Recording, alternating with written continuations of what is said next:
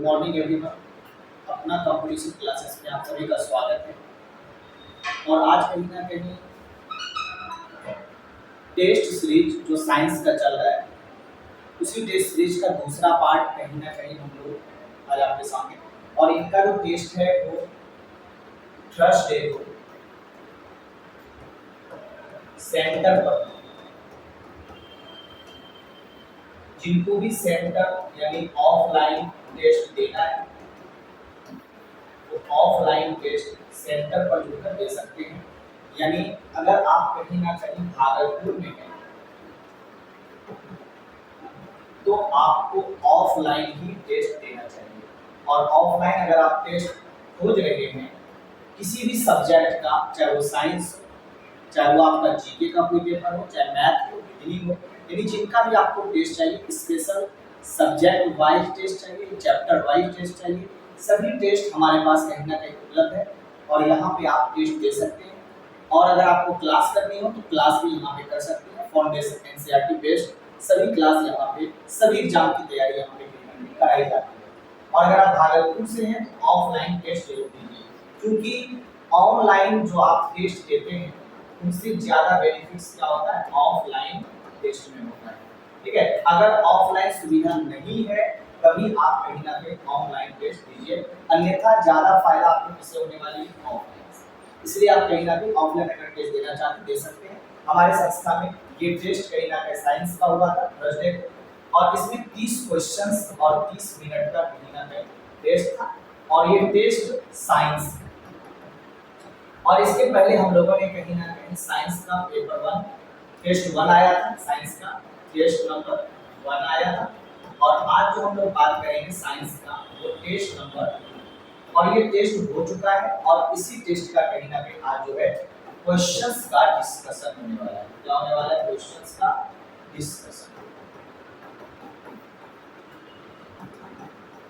Questions का क्या होने वाला है? डिस्कशन। हम लोग 30 क्वेश्चन यहाँ पे साइंस का डिस्कशन करेंगे। और अगर आप हमारे चैनल पे नए हैं तो आप पहले जा करके जो हमने फर्स्ट टेस्ट का डिस्कशन कराया था उसको आप पहले देख लीजिए, उनसे भी आपको बहुत फायदा होने वाला है, बहुत सारा क्वेश्चंस कहीं ना कहीं आपको मिलने वाला है। ठीक है, तो आज हम लोग करने वाले हैं टेस्ट 2 के क्वेश्चंस का डिस्कशन। ठीक है, और इसमें हम लोग देखते हैं, चलिए क्वेश्चंस इस तरह का क्वेश्चंस, और जितना भी क्वेश्चंस हम बताने वाले हैं ये मॉडरेट क्वेश्चन है और ये आपके सभी एग्जाम में कहीं ना कहीं आएंगे। ठीक है, तो देखिए पहला क्वेश्चन क्या है, यानी आज का 31 नंबर 30 पहले ही हो चुका है, यानी 1 से लेकर 30 क्वेश्चंस आपको YouTube पर मिल जाएगा। फर्स्ट वीडियो में कहीं ना कहीं जाके आप देख सकते हैं। और आज हम लोग कहीं ना कहीं 31 से लेकर के 60 क्वेश्चंस को कहीं ना कहीं सॉल्व करेंगे और उसको जानेंगे। तो देखिए सबसे पहला क्वेश्चन क्या है आपके सामने। सबसे पहला क्वेश्चन देखिए, एक बार आप पढ़ लीजिए इस क्वेश्चन। ठीक है, आप पढ़ लिए होंगे क्वेश्चन। चलिए क्वेश्चन में क्या है, निम्नलिखित में से कौन सी फसल ग्रीन ईयर रोग से क्या है प्रभावित होती है, यानी ग्रीन ईयर इंग्लिश में क्या होता है, which of the following crops is affected by green ear disease. यानी सबसे पहली बात ये ग्रीन ईयर डिजीज है और इससे कौन सा फसल क्या होता है प्रभावित होता है। तो देखिए ग्रीन ईयर डिजीज यानी ग्रीन ईयर रोग, ये ग्रीन ईयर रोग क्या है याद रखिएगा, ये फंगस से फैलने वाला एक क्या है आपका बीमारी। इससे फैलता है आपका फंगस, यानी फंगस का मतलब क्या होता है आपका कवक, यानी कवक से ये क्या होता है आपका फैलता है ये बीमारी कहीं ना कहीं। इस बीमारी में कह सकते हैं कि कवक जो है उसी से ये बीमारी कहीं ना कहीं होता है। ठीक है, और ये बीमारी कहीं ना कहीं मुख्यतः फैलता कहाँ से है, तो याद रखिएगा मिट्टी से। इससे आता है आपका कहीं ना कहीं मिट्टी से ये कहीं ना कहीं बीमारी आपका फैलता है। और ये बीमारी प्रभावित किसको करेगा, तो देखिए ऑप्शन क्या क्या हुआ, गाजर को, आलू को, चुकंदर को और आपके बाजरा को, यानी इस सब में। तो ये ग्रीन, ठीक है, तो देख सकते नाम से भी आप कहीं ना कहीं ग्रीन। ठीक है, और यहाँ पे कहीं ना कहीं देखिए गाजर होता है लाल, आपका कहीं आलू आप काले कलर का, चुकंदर। ठीक है, तो यहाँ पे जो इनका ऑप्शन होगा वो कौन सा होगा आपका बाजरा। ये आप याद रख सकते हैं कौन सा फसल प्रभावित होता है आपका बाजरा फसल जो होता है वो इससे, यानी बाजरा का जो कहीं ना कहीं फसल होता है उस बाजरा में जो उनका कहीं ना कहीं फूल होता है उनमें गांठ बन जाती है और झाड़ों के समान कहीं ना कहीं उनकी जो बाली होती है बाजरा की बाली इसमें क्या हो जाती है, बाजरा की बाली झाड़ों के समान हो जाती है। इसके समान हो जाती है, झाड़ू के समान, यानी फसल कम हो जाता है, यानी ना के बराबर होता है। तो ये किसकी बीमारी है, तो याद रखिएगा बाजरा। इसका आंसर क्या होने वाला है आपका, बाजरा। दूसरा क्वेश्चन हम लोग देखते हैं। दूसरा क्वेश्चन आपके सामने है, इसको पढ़ लीजिए आप। तो देखिए दूसरा क्वेश्चन आपका क्या है, मेथेमोग्लोबिनेमिया। क्या है आपका, मेथेमोग्लोबिनेमिया शिशुओं में डैश की समस्या है, यानी अंग्रेजी में भी वही बीमारी है आपका। Methaemoglobinaemia is problem of infants, यानी ये शिशुओं में कहीं ना कहीं किस तरह की समस्या पैदा करता है। ठीक है, तो देखिए आपका ऑप्शन क्या दिया हुआ, फेफड़ा, रक्त, मस्तिष्क और यकृत, यानी आपके पास 4 ऑप्शन है। तो याद रखिएगा ये जो आपका बीमारी है ये होता क्या है, पहले इस पर हम लोग चर्चा करेंगे। मेथेमोग्लोबिनेमिया, और ये जो आपका बीमारी है कहीं ना कहीं इस बीमारी में होता क्या है, तो देखिए ये एक तरह का कहीं ना कहीं रोग है, यानी कह सकते हैं एक तरह का विकार है, एक तरह का क्या है, विकार है, यानी एक तरह का रोग है, बीमारी है।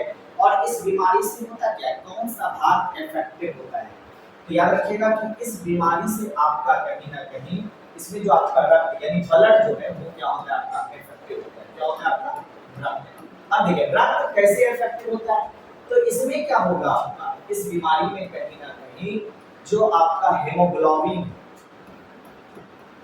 ये जो हेमोग्लोबिन है ये कहीं ना कहीं ऑक्सीजन, यानी जो ऑक्सीजन है उसको शरीर में, यानी उत्तक तक, कोशिका तक इस ऑक्सीजन को कहीं ना कहीं हेमोग्लोबिन जो है वो कम पहुंचाता है। कोशिका तक क्या होती है, कम पहुंचा पाती है इस बीमारी के कारण, जिससे कि पूरे शरीर में ऑक्सीजन सही मात्रा में नहीं आ पाता है, जिससे बॉडी क्या हो जाता है आपका, यानी इससे क्या होगा, शरीर में ऑक्सीजन की कमी, ऑक्सीजन की क्या होगी, शरीर में आपकी कमी हो जाएगी, और ऑक्सीजन की कमी से शरीर क्या हो जाएगा, तो शरीर क्या हो जाएगा, पीला हो जाएगा। यानी इस बीमारी में ऑक्सीजन का कमी होता है, यानी शरीर क्या हो जाता है, पीला। और ये किसको इफेक्ट करेगा, तो याद रखिएगा रक्त, इसके द्वारा ये होता है रक्त, क्योंकि ऑक्सीजन हेमोग्लोबिन कहाँ पाया जाता है, रक्त। तो ये कहीं ना कहीं याद रखिएगा, मेथेमोग्लोबिनेमिया शिशुओं में किसकी समस्या पैदा करती है, रक्त। इसमें आपका बी नंबर इसका क्या हो गया, आंसर हो गया। इसका पेपर से कोई लेना नहीं है, मस्तिष्क से भी और यकृत से भी, इससे लेना है इसका आपका सिर्फ रक्त से नहीं है। तो ये आपको समझ में आ गया होगा। आगे बढ़ते हैं, निम्नलिखित में से कौन एक कार्सिनोजेन नहीं, एक बार आप भी पढ़ लीजिए इसको।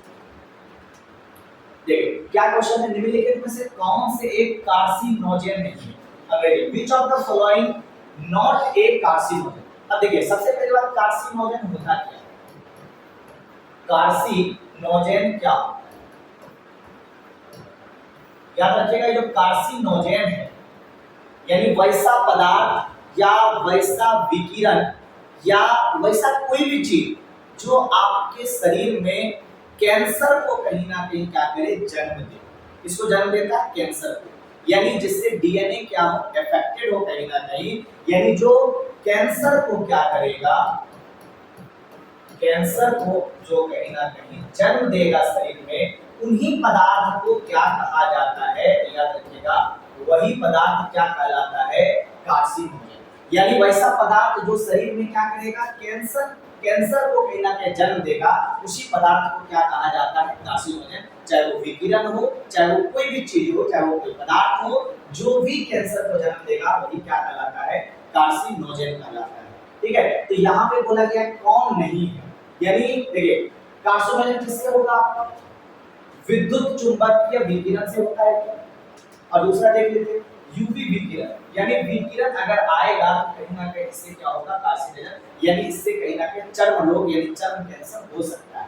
तंबाकू खाने से भी क्या होता है, आपका कैंसर होता है, फेमस है ये कहीं ना कहीं।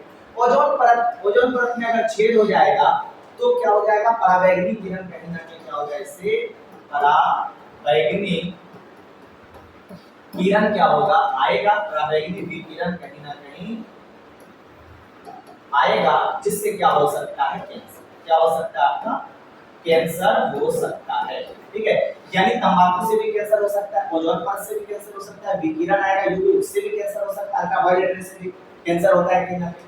लेकिन विद्युत चुंबकीय विकिरण से कैंसर नहीं होता है, याद रखिएगा। तो इनका आंसर क्या हो गया आपका, ए नंबर। यानी आपको पता होना चाहिए कार्सिनोजेन क्या है, तभी आप उसको सॉल्व कर सकते हैं। कार्सिनोजेन क्या होता है, जो कैंसर को जन्म देता है। क्या करता है, जो कैंसर को जन्म देता है वो क्या कहलाता है, कार्सिनोजेन। तो कौन नहीं देता है, तो ये विद्युत चुंबकीय विकिरण नहीं देता है। ठीक है, उसके अलावा ये तीनों आपको देखने में देता है। अगला सवाल, अगला सवाल है आपका, डायनोफ्लैगेलेट्स के पोषण का तरीका क्या है।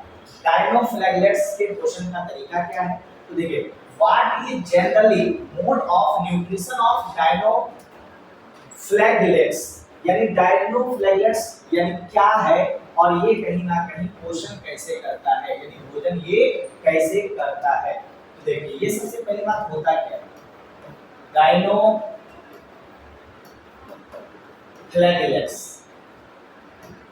डायनोफ्लैगेलेट्स, ये डायनोफ्लैगेलेट्स है, याद रखिएगा, ये क्या है, एक जीव है। क्या है, एक जीव है, जो कहाँ रहता है, जो रहता है आपका समुद्र में। ज्यादातर कहाँ रहता है ये जीव, आपका समुद्र में। ये एक जीव है जो कहाँ रहता है, समुद्र में। कहीं ना कहीं ये क्या होता है, डायनोफ्लैगेलेट्स रहता है। ठीक है, अब बात आता है ये पोषण कैसे करता है। ठीक है, ये जीव जो है ये पोषण कैसे करता है, तो याद रखिएगा, ये जीव जो है पोषण करता है प्रकाश संश्लेषण। कैसे करता है, प्रकाश संश्लेषण के द्वारा, यानी प्रकाश संश्लेषण के द्वारा ये क्या करता है, अपना भोजन बनाता है। या अगर इससे नहीं मिलेगा तो दूसरे जीव को ये खाता है, उसको करता है दूसरे जीव को खा करके अपना कहीं ना कहीं काम करता है।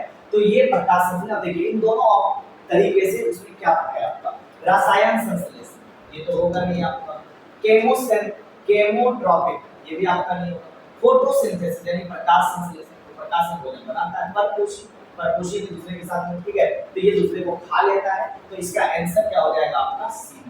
यानी ये अपना भोजन कैसे बनाता है, प्रकाश। ये है क्या, जीव है, याद रखिएगा, जो समुद्र में रहता है कहीं ना कहीं। ठीक है, आगे अगला क्या है, अगला क्वेश्चन पढ़िए एक बार आप कहीं ना कहीं।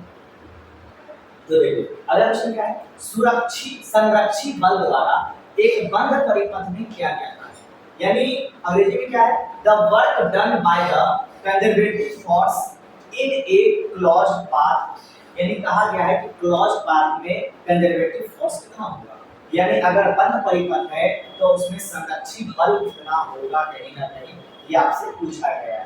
ठीक है, तो ध्यान से समझिएगा। इसका कहने का अर्थ है, कोई व्यक्ति अगर देखिए यहाँ से अगर चला, फिर ऐसे ऐसे किधर भी आपका कहीं भी गया, और बाद में अगर यहाँ पहुंच गया, ठीक है, तो संरक्षित बल परिपथ, यानी परिपथ कितना काम करेगा, यानी क्या क्या बताना है, काम। अब देखिए कार्य बताने के लिए क्या होता है आपका, ये बंद परिपथ, ये कैसा परिपथ है आपका, बंद। देखिए बंद परिपथ तभी बनेगा अगर यहाँ से काम शुरू किया और यहीं पे काम खत्म होगा, तभी परिपथ क्या होगा आपका, बंद होगा, याद रखिएगा। तो बंद मतलब जहां से शुरू वहां पे खत्म करेगा, तभी वो बंद हो सकता है, और ये बंद परिपथ में किया गया कार्य। अब देखिए वर्क का फॉर्मूला क्या होता है, वर्क का फॉर्मूला है आपका एफ डी, यानी फोर्स इनटू डिस्प्लेसमेंट। क्या होता है ये आपका, फोर्स इनटू डिस्प्लेसमेंट, विस्थापन यानी बल और विस्थापन। तो देखिए इस पूरे में कहीं ना कहीं विस्थापन क्या आ गया, यानी डिस्प्लेसमेंट यानी विस्थापन, विस्थापन यानी डिस्प्लेसमेंट क्या है, जीरो।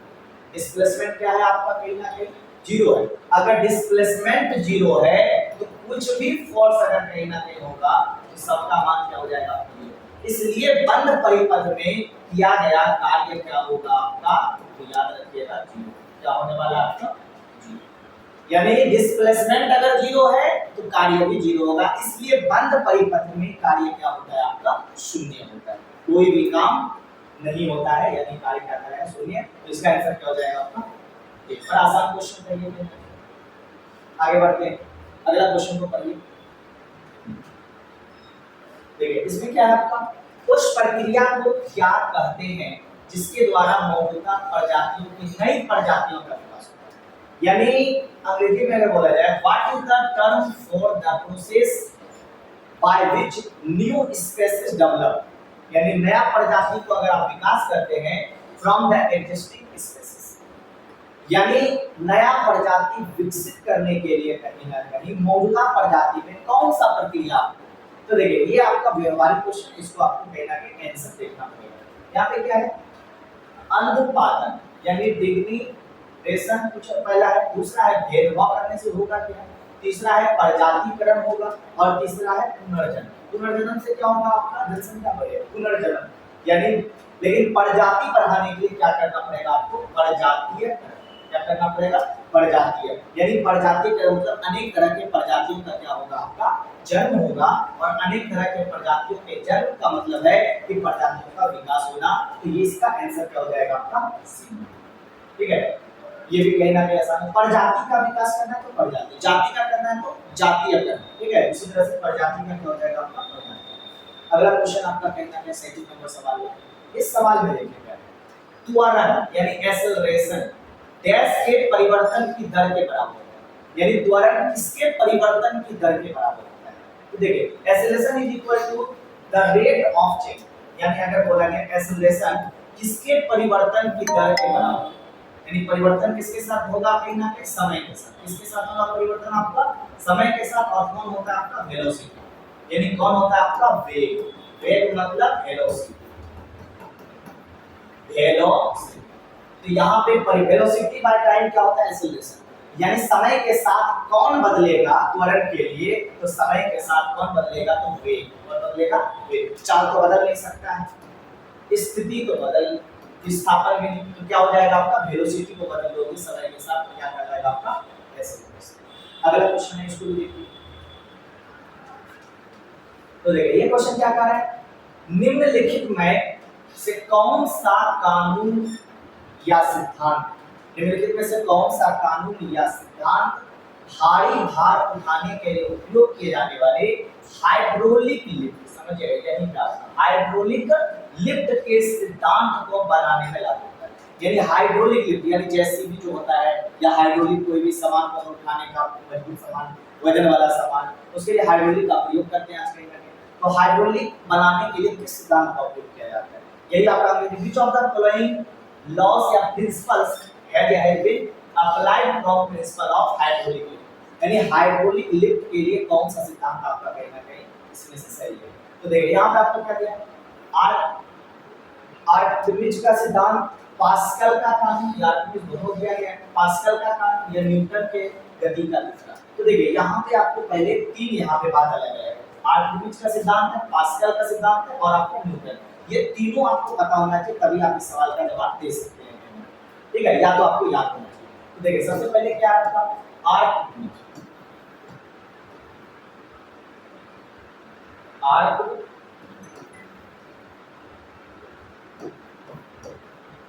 आर्किमिडीज का सिद्धांत क्या है, इसको समझिए। ये क्या कहता है, आर्किमिडीज का कहना क्या है कि अगर आप किसी भी पानी के सतह पर कहीं ना कहीं कोई भी वस्तु को डुबाते हैं या डुबाने का प्रयास करते हैं, कोई भी वस्तु को पानी के सतह पर क्या करते हैं, डुबाते हैं या डुबाने का प्रयास करते हैं, तो एक बल ऊपर की तरफ लगता है जिसको बोला जाता है उत्प्लावन।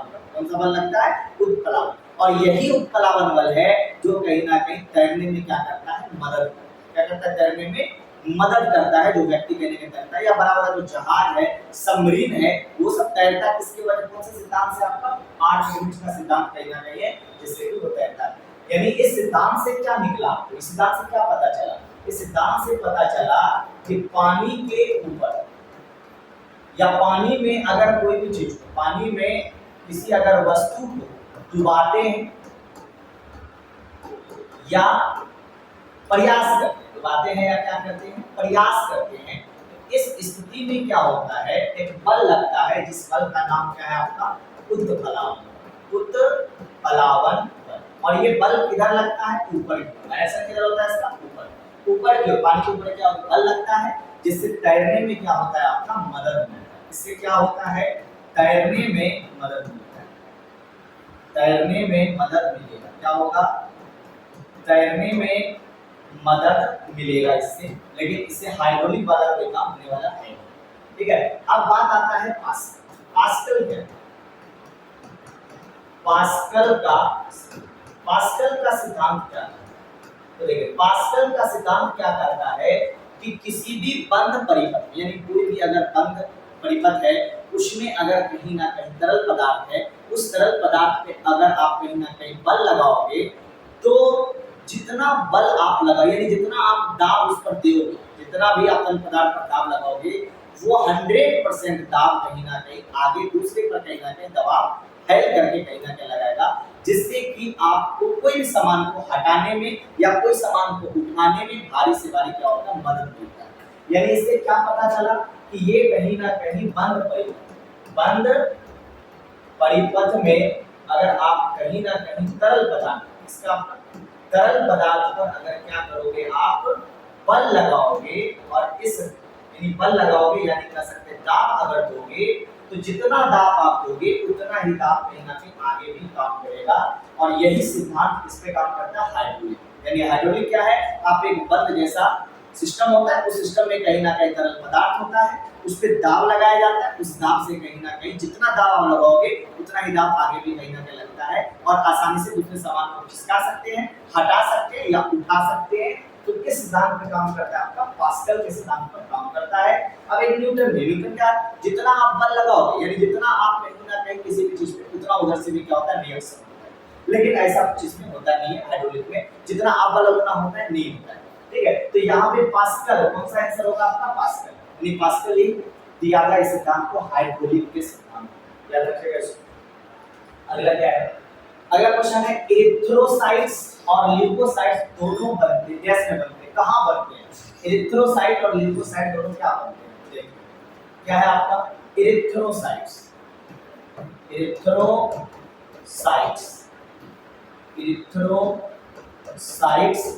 और क्या आपका? ल्यूकोसाइट। और एरिथ्रोसाइट और ल्यूकोसाइट, एरिथ्रोसाइट को ही बोलते हैं आरबीसी, और इसको बोला जाता है डब्ल्यूबीसी। क्या बोला जाता है? डब्ल्यूबीसी। याद रखिएगा कि डब्ल्यूबीसी और आरबीसी ये दोनों कहां बनता है? अस्थि मज्जा। कहां बनता है आपका? अस्थि मज्जा यानी बोन मेरो। कहां बनता है ये आपका? बोन मेरो में ये दोनों कहीं ना कहीं बनता है। तो यही आपसे पूछा गया, दोनों कहां बनते हैं? डैश में बनते हैं। तो कहां बनता है? अस्थि मज्जा में बनता है। याद रखिएगा इसका आंसर। अगला सवाल है, आकाश से पिंड को देखने के लिए किस यंत्र का प्रयोग करते हैं? Which instrument is used to observe? ठीक है, ऑब्जर्व सेलेस्टियल ऑब्जेक्ट्स, यानी आकाश से पिंड को देखने के लिए किसका प्रयोग करते हैं? तो देखिए, इसमें ऑप्शन पे आपको ध्यान देना पड़ेगा। पारदर्शी यानी पेरिस्कोप। क्या पेरिस्कोप से प्रयोग करते हैं? पेरिस्कोप कैसा होता है? यानी पेरिस्कोप कहने का अर्थ है किसी भी, ये आपका एक यंत्र होता है। अगर आपको कोई भी, जैसे समुद्र में जहाज चलता है, उस जहाज से कहीं ना कहीं पानी को अगर देखना हो तो क्या आप प्रयोग करते हैं? पेरिस्कोप। यहाँ पे क्या होता है? शीशा लगा होता है आपका, यहाँ भी आपका शीशा लगा होता है। अगर कोई वस्तु यहाँ है और यहाँ से आप कहीं ना कहीं देखना चाहते हो, देख सकते हो, तो कैसे देखोगे? यहाँ का फोटो आपका यहाँ पे आएगा। ये क्या होता है? पेरिस्कोप। लेकिन पेरिस्कोप से ऊपर वाला सामान यानी आकाश से बिल्कुल नहीं देख सकते हैं, ये आपका आंसर नहीं होगा। दूरबीन, हाँ, दूरबीन से आप कहीं ना कहीं देख सकते हैं। दूरबीन से क्या होता है? जो दूर है आपका वो आसानी से आपको दिख जाता है। ठीक है, चलचित्रदर्शी, ये क्या है आपका? चलचित्रदर्शी पहले कहीं ना कहीं जब सिनेमा घर नहीं हुआ करता था, पुराने जमाने में मूवी दिखाने के लिए जो बॉक्स लेकर के देखने को घुमा करता था, उसमें रील्स को घुमा घुमा के दिखाया जाता था, वही क्या आपका? बायोस्कोप। सूक्ष्मदर्शी माइक्रोस्कोप, ये क्या होता है? यानी किसी भी छोटे से छोटे चीज को देखने के लिए बड़ा करके देखा जाता है। तो ये आपका माइक्रोस्कोप भी नहीं होगा, ये भी नहीं होगा। तो क्या हो गया आंसर आपका? दूरबीन। ये दूरबीन से आकाश पिंड को देखा जा सकता है। अगला क्या है आपका? तो देखिए, अगला है सिलेट रेता किस प्रकार का है?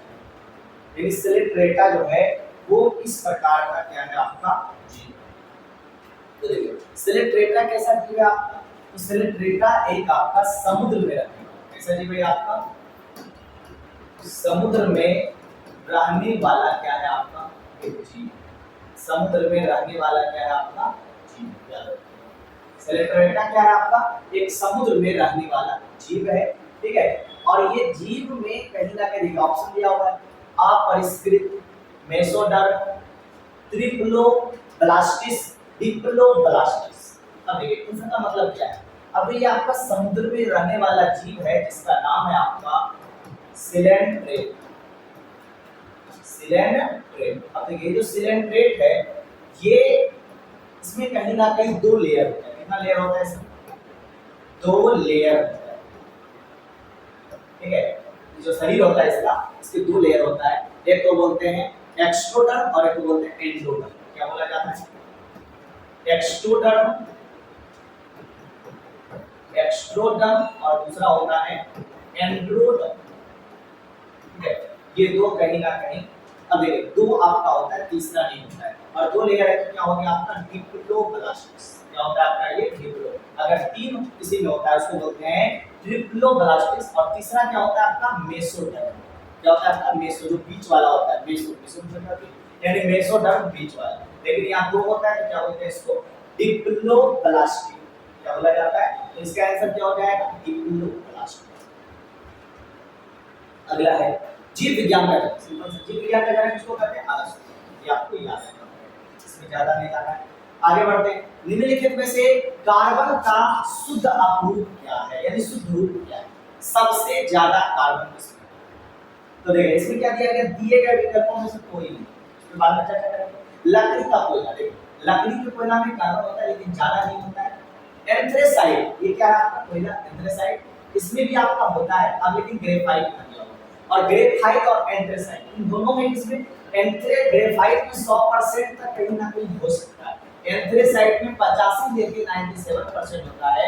तो इसलिए ज्यादा आपका कार्बन किसमें दिख रहा है? तो ग्रेफाइट में। आंसर क्या होने वाला है आपका? ग्रेफाइट। यानी ग्रेफाइट में ज्यादा। अगर आपसे पूछता कोयला सबसे बेटर कौन है तो क्या होगा आपका एंथ्रेसाइट। लेकिन इन सभी विकल्पों में कार्बन का सबसे शुद्ध रूप क्या है यानी कार्बन सबसे अधिक किसमें है आपका? तो कार्बन सबसे अधिक किसमें है? तो याद रखिएगा ग्रेफाइट। आंसर क्या होगा इसका? अगला क्या है? निम्नलिखित में से कौन एक परवर्धक उपकरण है?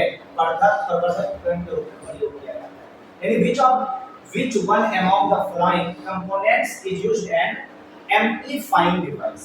यानी एम्पलीफाइंग का मतलब होता है आवाज को कहीं ना कहीं बेटर करना यानी सिग्नल्स को कहीं ना कहीं मजबूती प्रदान करना। इसका मतलब क्या होता है? Amplifying device. एम्पलीफाइंग डिवाइस करता क्या है यानी परवर्धक उपकरण। परवर्धक उपकरण जो है ये करता क्या है? तो ये क्या करता है सिग्नल को ये क्या करेगा? सिग्नल को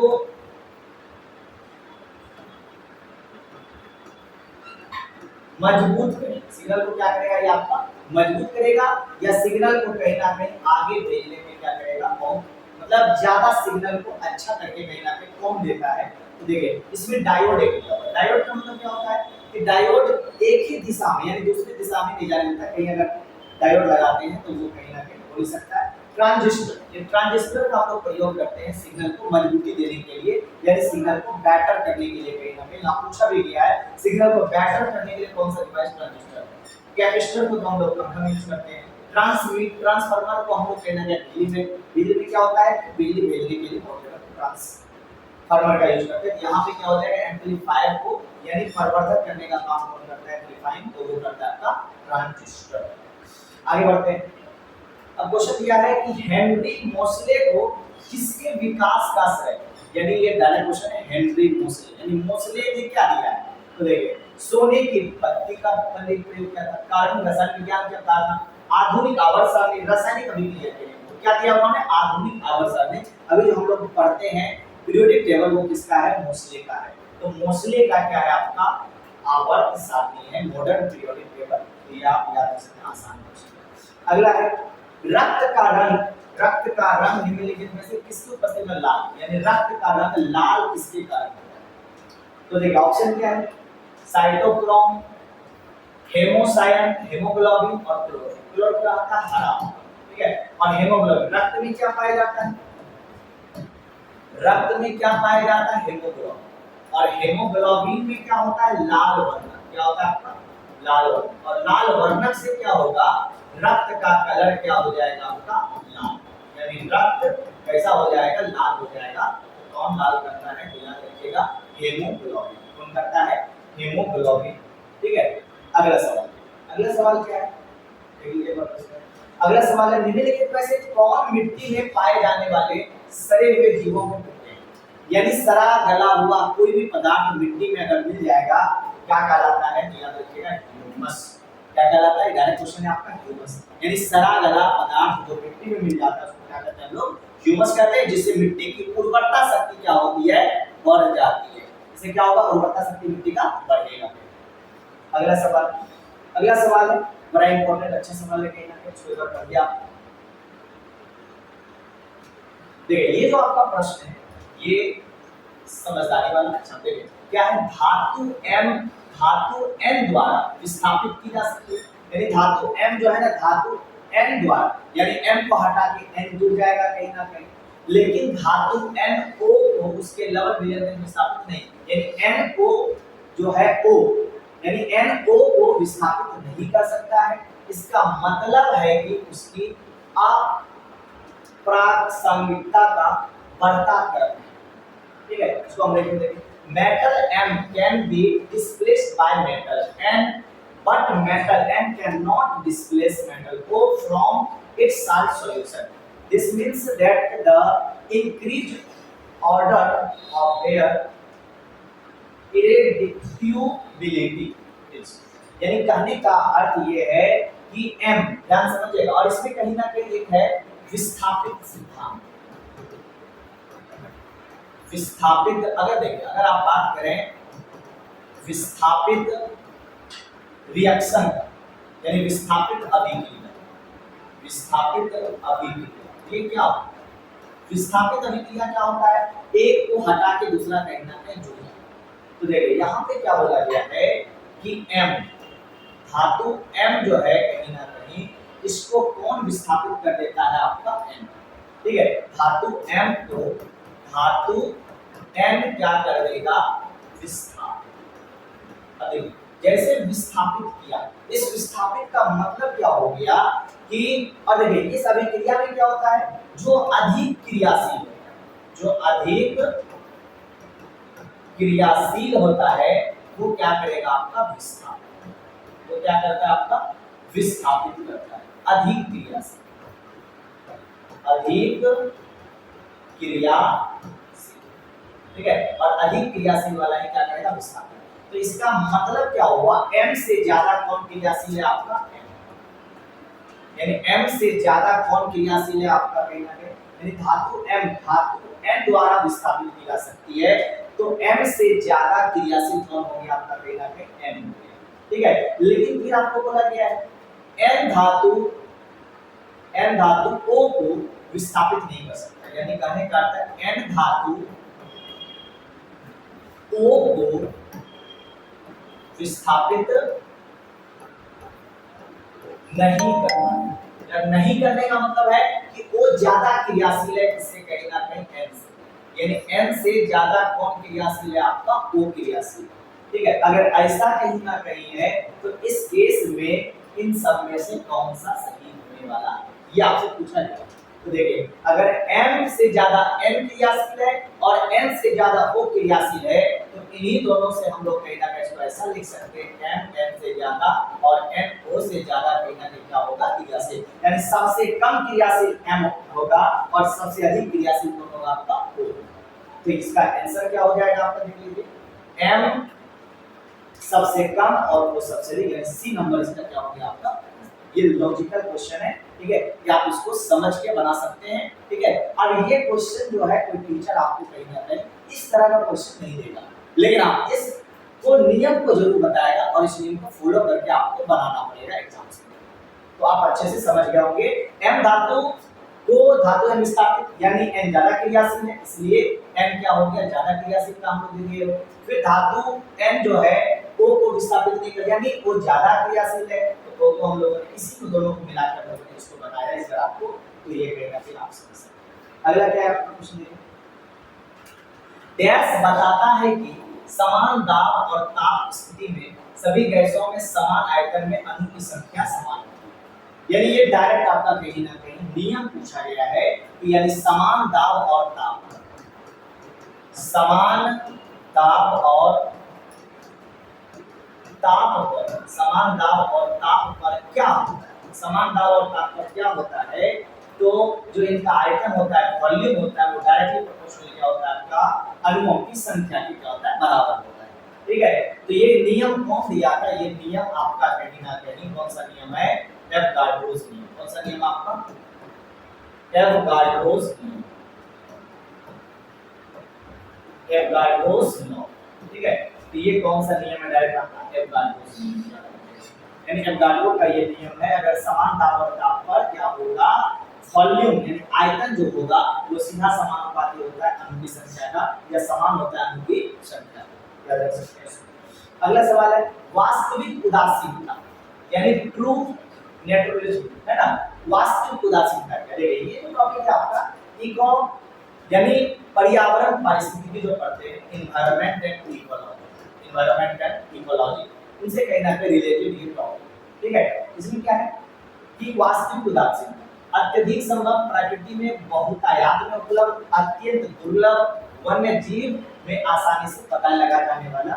देखिए इनमें कहीं ना कहीं वास्तविक उदासीनता कहाँ है, क्वेश्चन क्या है, वास्तविक उदासीनता, वास्तविक उदासीनता जिसका किसी से मतलब नहीं, ऐसा धरती पे कोई भी नहीं है जिसका किसी ना किसी से, यानी किसी ना किसी तरह से हर कोई सबसे जुड़ा हुआ, यानी कोई भी ऐसा नहीं है जो एक दूसरे से नहीं जुड़ा हुआ। और ये पर्यावरण बताता है कि सब एक दूसरे पे कहीं ना कहीं आपका डिपेंडेंट है, तो व्यवहार में ऐसा नहीं हो सकता है। लेकिन इस क्वेश्चंस के अनुसार कहीं ना कहीं क्या हो सकता है, वास्तविक उदासीनता जो किसी से नहीं मिलता है, तो वास्तविक उदासीनता में कहीं ना कहीं अत्यंत दुर्लभ, जिसके ऐसा कोई भी नहीं हो, यानी उसके जैसा कोई भी नहीं हो, वो दुर्लभ हो, अत्यंत दुर्लभ, है ना, एक्सट्रीमली अनलाइकली, यानी उसके जैसा दूसरा कोई हो ही नहीं, और वो किसी दूसरे पे डिपेंड ना हो, वही क्या होगा, सबसे ज्यादा उदासीनता, यानी अत्यंत दुर्लभ। ये आपका व्यवहारिक क्वेश्चन, इसको आप कहीं ना कहीं ध्यान से अगर पढ़िएगा तो आप उसको बता सकते हैं क्या होगा। अगला क्वेश्चन है राष्ट्रीय रासायनिक प्रयोगशाला, यानी आपका कहीं ना कहीं पूछा गया है, सेंटर जो स्थापित किया है, यानी द नेशनल केमिकल लेबोरेटरी, यानी कहाँ है, ये आपको अगर याद होगा तभी आप बना सकते हैं इसको। तो ये है कहाँ, ऐसे पूना में, आपका एनसीएल कहाँ है, आपका पूना में। ठीक है, पूना यानी महाराष्ट्र में।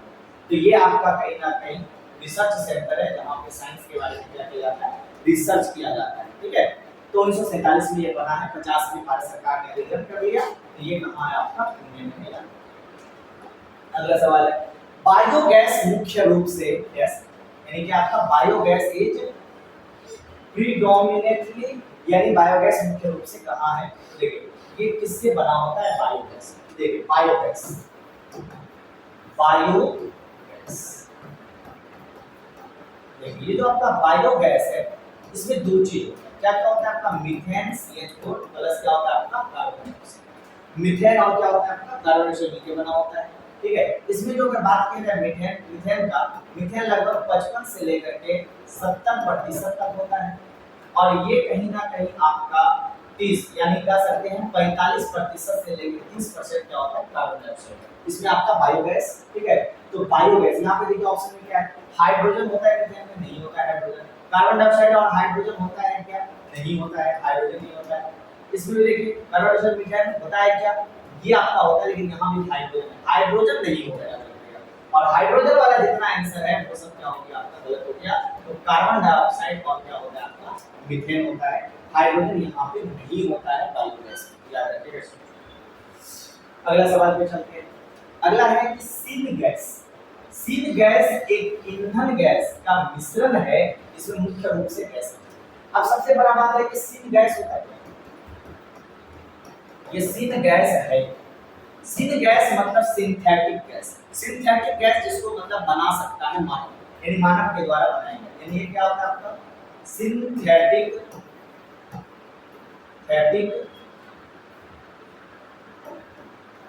सिंथेटिक गैस, सिंथेटिक गैस, यानी मानव के द्वारा निर्मित जो गैस होता है उसको बोलते हैं सिंथेटिक गैस। और ये सिंथेटिक गैस कैसे बनाया जाता है, इसका मिश्रण होता है। ठीक है, तो देखिए सिंथेटिक गैस आप कहीं ना कहीं क्या कर सकते हैं, किसी भी प्राकृतिक गैस को जला सकते हैं या कोयला को। अगर आप कोयला को जलाओगे, ठीक है, कोयला को क्या करोगे, अगर जलाओगे तो कोयला को जलाओगे तो क्या होगा, गैस, कोयला से जलने से क्या होगा, एक गैस निकलेगा कहीं ना कहीं, और इसी गैस को कौन सा गैस निकलेगा, कार्बन डाइऑक्साइड। ठीक है, और कौन निकलेगा, कार्बन मोनोऑक्साइड। कौन निकलेगा, और इसी कार्बन मोनोऑक्साइड कहीं ना कहीं क्या करते हैं हम लोग, हाइड्रोजन के साथ कहीं ना कहीं मिला के कौन सा गैस बनाते हैं, सिंगैस, या आप कहीं ना कहीं एलपीजी यानी प्राकृतिक आप जो है कोई भी गैस अगर कहीं ना कहीं आप जैसे जलाओगे इससे भी कहीं ना कहीं जो गैस निकलेगा उस कार्बन मोनोऑक्साइड को हाइड्रोजन के साथ मिला करके आप सिंथेटिक गैस भी बनाया जाता है, याद रखिएगा। तो इनका आंसर क्या हो जाएगा, ए नंबर हाइड्रोजन और कार्बन मोनोऑक्साइड, है ना, इन दोनों को मिला करके सिंथेटिक गैस बनाया जाता है, याद रखिएगा। अगला सवाल है परमाणु सिद्धांत। परमाणु सिद्धांत किसके द्वारा प्रतिपादित है, यानी एटॉमिक थ्योरी। सिंपल सा क्वेश्चन, आसान सा। एटॉमिक थ्योरी किसने दिया था, डाल्टन। कौन दिया है आपका, डाल्टन। ये आपका डायरेक्ट क्वेश्चन, इस पे ज्यादा। अगला है फूड हैंडलर कौन, ये भी आपका व्यवहारिक क्वेश्चन। फूड हैंडलर यानी फूड को बांटने वाला, हाथ से देने वाला कौन होता है आपका, फ्लोर हैंडलर, यानी फ्लोर आटा वाला, ऐसा नहीं है। भोजन परोसता है और टेबल साफ करता है, ये हो सकता है। प्रतिरक्षी, वेटिंग स्टाफ, कोई मतलब नहीं है। कार्यालय, तो इसमें कौन हो जाएगा आपका, भोजन परोसता है, यानी फूड हैंडलर हाथ से भोजन देता है और टेबल को क्या करता है, साफ करता है। तो व्यवहारिक क्वेश्चन है आपका, फूड हैंडलर क्या होता है, भोजन परोसता है और टेबल को क्या करता है, आपका साफ करता है। अगला क्वेश्चन है दो द्रवों को उनके क्वथनांक के आधार पर पृथक करने की विधि है, यानी दो अगर कहीं ना कहीं द्रव है, पानी दोनों में भरा हुआ है और इस पानी को अलग करने का क्या विधि है, यानी इसका जो कहीं ना कहीं कर सकते हैं क्वथनांक। क्वथनांक क्या होता है आपका, बॉइलिंग पॉइंट। क्वथनांक क्या होता है, बॉइलिंग। तो ये बॉइलिंग पॉइंट किस आधार पर, तो देखिए करते क्या है हम लोग कहीं ना कहीं आश्वन, इसका आंसर क्या होता है आपका, आश्वन। अब आश्वन होता है तो कैसे है, जैसे कि इसमें भी आपका क्या है, पानी भरा हुआ है और इसमें भी क्या है आपका, पानी भरा हुआ है। ठीक है, दो द्रव है। अब इन दोनों द्रव में कहीं ना कहीं अशुद्धि क्या मिला देते हैं, इसमें कहीं ना कहीं अशुद्धि मिलाएंगे। ठीक है, तो बॉइलिंग पॉइंट क्या हो जाएगा आपका, इसमें बढ़ जाएगा कहीं ना कहीं। ठीक है, तो अशुद्धि मिलाने से बॉइलिंग पॉइंट, अब देखिए जैसे ही बॉइलिंग पॉइंट इसका कहीं ना कहीं बढ़ेगा तो क्या करेंगे हम लोग, इसको बराबर करना होता है। दो द्रवों के बॉइलिंग पॉइंट पृथक करने का विधि क्या है, तो क्या करते हैं हम लोग, इस पानी को गर्म करते हैं। पानी जब गर्म होता है क्या बनेगा, वाष्प। और वाष्प को फिर अगर कहीं ना कहीं ठंडा करेंगे तो फिर जो वो पानी कहीं ना कहीं आपका बनेगा, फिर से जो आपका पानी बनेगा, और इसी क्रिया को क्या कहा जाता है, आश्वन। और आश्वन से कहीं ना कहीं बॉइलिंग पॉइंट को हम लोग या क्वथनांक को क्या कर सकते हैं, अलग अलग कर सकते हैं। ये पानी शुद्ध पानी हो जाएगा और शुद्ध पानी और ये पानी दोनों का अलग अलग कहीं ना कहीं क्या होगा, तो किसके द्वारा होता है, ध्यान रखिएगा, आश्वन के द्वारा।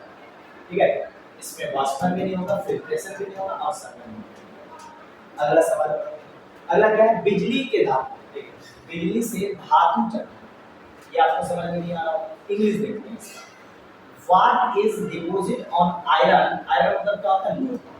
आयरन मतलब लोहा, लोहा in the process of galvanisation, यानी गैल्वेनीकरण, यानी लोहा को जंग से बचाने के लिए क्या करते हैं हम लोग, जस्ता, जस्तीकरण, क्या कहा जाता है, जस्ता, यानी लोहा को जंग से बचाना। लोहा को क्या करना है, जंग से बचाने के लिए क्या चढ़ाया जाता है, ये क्वेश्चन पूछा गया है। क्या उसके ऊपर चढ़ाया जाता है, क्या चढ़ाया जाता है, किसका लेप चढ़ाया जाता है, जस्ता। इसका लेप चढ़ाया जाता है जस्ता का, ताकि उसमें जंग ना लगे। ठीक है, याद रखिएगा, यही क्वेश्चन आपको गैल्वेनीकरण पूछा। आगे बढ़ते हैं, मृत शरीरों में दूषित जल आपूर्ति कहां से हो रही है, समस्या, यानी कहने का अर्थ है कि व्यक्ति के शरीर में दूषित जल से कौन सा बीमारी होता है, सिंपल सा ये पूछा गया है। तो दूषित जल से कौन सा होता है, याद रखिएगा, हेपेटाइटिस। क्या होता है, हेपेटाइटिस दो तरह का, हेपेटाइटिस ए होता है, बी होता है। तो इसमें भी आपका हेपेटाइटिस कौन वाला है, ए वाला, यानी हेपेटाइटिस ए जो होता है वो दूषित कहीं ना कहीं जल से होता है। होता है तो याद रखिएगा हेपेटाइटिस का क्या होता है। और ये अगला क्वेश्चन है, ढोलक में ध्वनि किसके कारण होता है? यानी ढोलक में ध्वनि, ढोलक आप देखे होंगे तो ये जो आपका ढोलक होता है यहाँ पे जो आपका लगा होता है तो ये क्या होता है, कहीं ना कहीं जो भी इसका रबर हो दिया कर सकते हैं, ढोलक पे जो चमड़ा होता है ये चमड़ा कहीं ना कहीं बहुत ही टाइट से लगाया जाता है तभी ढोलक कहीं ना कहीं बजेगा। अगर इसको लूज कर दिया जाएगा तो बजेगा नहीं, टाइट करना होता है, यानी तनी हुई है क्या हो जाएगी आपकी झिल्ली, यानी तान के रखोगे तभी ये ढोलक कहीं ना कहीं बजने वाला है। तो इसलिए तनी हुई झिल्ली क्या होगा इसका आंसर, तभी आप ध्वनि किसके कारण होगा, तनी हुई झिल्ली के कारण क्या होता है ध्वनि आपका निकलता है। आप कोई भी चीज तान करके ध्वनि निकाल सकते हैं। अगला क्वेश्चन देखिए 60 नंबर लास्ट क्वेश्चन, आप एक बार इसको पढ़ सकते हैं। अच्छा क्वेश्चन, बहुत बड़ा क्वेश्चन दिख रहा है, देखिए क्वेश्चन, एरो टॉलरेट एनारोब शब्द एक ऐसे जीव को संदर्भित करता है, यानी एक शब्द दिया गया है वो किस तरह के जीव को संदर्भित करता है, इसको अंग्रेजी में देखिए, the term of aerotolerant anaerobe. देखिए एक हम लोग यहाँ पे जानते हैं एरोबिक और एनएरोबिक दो तरह का रिएक्शन होता है, रिएक्शन एरोबिक रिएक्शन और दूसरा होता है anaerobic reaction. Aerobic reaction oxygen की उपस्थिति में, और ये होता है ऑक्सीजन की अनुपस्थिति, ठीक है, अनुपस्थिति।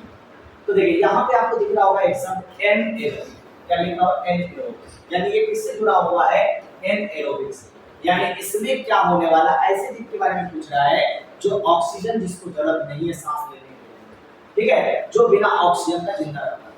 अब बिना ऑक्सीजन का कौन सा जीव जिंदा रहेगा, तो वैसा जीव जो किण्वन से, कौन सा प्रक्रिया आपका किण्वन, और ये जीव क्या होता है आपका बैक्टीरिया, क्या होता है आपका बैक्टीरिया। और कौन सा बैक्टीरिया, जैसे इसमें बोल सकते हैं लैक्टोबैसिलस बैक्टीरिया है जो दूध पाया जाता है लैक्टोबैसिलस, और लैक्टोबैसिलस जैसा जो भी बैक्टीरिया होता है वो कहीं ना कहीं किण्वन विधि से अपना क्या करता है सांस लेता है, यानी अपना ऊर्जा। किण्वन विधि क्या होता है, इसको आप पढ़ सकते हैं किण्वन विधि को। तो इसमें देखिए कोई भी चीज क्या होता है ग्लूकोज, यानी ग्लूकोज जैसे ही बैक्टीरिया में जाता है तो ये टूटता है किसमें, इथाइल अल्कोहल या इथेनॉल प्लस कार्बन डाइऑक्साइड, और कहीं ना कहीं 2 एटीपी क्या मिलता है, ऊर्जा मिलता है, और यही ऊर्जा है जो इसको कहीं ना कहीं मदद करता है पीने में। ये 2 एटीपी कहीं ना कहीं क्या मिलता है, इसी को कहीं ना कहीं किण्वन, ठीक है। इसमें ऑक्सीजन का अनुपस्थिति रहता है, तो यही आपसे कहीं ना कहीं पूछा गया है ऑक्सीजन का अनुपस्थिति। देखिए ऑक्सीजन का उपयोग नहीं करता है लेकिन इसकी उपस्थिति में उपस्थिति को सहन कर सकता है, यानी ऑक्सीजन का कोई दिक्कत नहीं लेकिन ऑक्सीजन नजर इसको होता नहीं है। दूसरा क्या है, हवा में मौजूद ऑक्सीजन से अधिक ऑक्सीजन का सबसे आवश्यकता होता ही नहीं है, तो अधिक से क्या मतलब है। दूसरा क्या, ऑक्सीजन का उपयोग करता है, ऑक्सीजन के बिना बढ़ता है, ऑक्सीजन का उपयोग करता है, बिल्कुल नहीं करता है, यार एनारोबिक वाला ऑक्सीजन का उपयोग नहीं करता है। हवा में मौजूद ऑक्सीजन की तुलना में कम ऑक्सीजन, यानी ऑक्सीजन लेता ही नहीं, कम और ज्यादा का मतलब नहीं, तो यहाँ ऑक्सीजन नहीं लेता है लेकिन रहे ऑक्सीजन तो कोई फर्क इसको पड़ता नहीं है, तो इसलिए आंसर क्या हो जाएगा इसका आपका ए नंबर क्या हो जाएगा। तो ये आपका कहीं ना कहीं आंसर हो गया। तो ये था 60, यानी 30 क्वेश्चन हम लोग पहले में देखे थे पहले वीडियो में, और इस टेस्ट में हम लोग 30 और देंगे, और अगले टेस्ट में हम लोग कहीं ना कहीं फिर से मिलेंगे 30 क्वेश्चन के साथ। यानी अगला जो टेस्ट होने वाला है उसमें आपका 61 से लेकर के 90 क्वेश्चन तक कहीं ना कहीं आपके साथ मिलेंगे, और ये एक बेहतरीन क्वेश्चन कहीं ना कहीं आपके सामने फिर से आने वाला है। इस तरह से 30-30 का सेट आपका कहीं ना कहीं चलता है। और अगर आप भागलपुर से हैं, आप भागलपुर में पढ़ाई कर रहे हैं, कहीं भी आप पढ़ाई कर रहे हैं, ऑनलाइन ऑफलाइन जो भी आप कोचिंग कर रहे हैं, एक बार आप टेस्ट देने जरूर आइए। फर्स्ट टेस्ट जो है वो बिल्कुल फर्स्ट टेस्ट आपका क्या है, बिल्कुल फ्री है।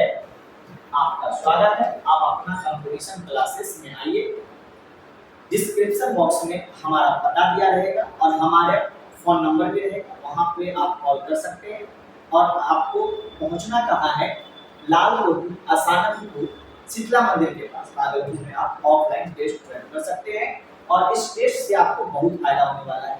यानी हम लोग साइंस का यहाँ पे कहीं ना कहीं 2000 से अधिक क्वेश्चन को क्या करने वाले हैं, सॉल्व करने वाले हैं और ये लगातार चलता रहेगा साइंस। और साइंस के बाद कहीं ना कहीं आपका जीके का भी क्वेश्चंस आने वाला है, लगभग 4000 प्लस क्वेश्चन आपको जीके का मिलने वाला है। इसी तरह आपका मैथ का भी लगभग कहीं ना कहीं 4000 से अधिक क्वेश्चन आपको मिलने वाला है। रीजनिंग का भी आपको कहीं ना कहीं क्वेश्चन लगभग 2000 से अधिक आपका रीजनिंग का भी क्वेश्चन यूट्यूब पर कहीं ना कहीं कराया जाएगा। और देखिए क्वेश्चंस आप यहाँ पे कर सकते हैं भागलपुर में। अगर आप भागलपुर में हैं तो ऑफलाइन टेस्ट देने से ज्यादा फायदा होगा और टेस्ट देने के बाद आप इसका कहीं ना कहीं एनालिसिस यूट्यूब पे हमारे साथ मिलकर के कर सकते हैं। ठीक है, तो आप टेस्ट देने आ सकते हैं भागलपुर। पहला टेस्ट आपका क्या है, अपना कंपटीशन क्लासेस। ठीक है, भागलपुर। तो हम लोग मिलेंगे अगले में कहीं ना कहीं 61 से लेकर 90 क्वेश्चन तक और ये टेस्ट 3 दिन होता है टीटीएस में, यानी ट्यूसडे, थर्सडे और सैटरडे में। ठीक है, तो जय हिंद जय भारत। आज के लिए यही पे आप लोग मस्त रहिए, खुश रहिए।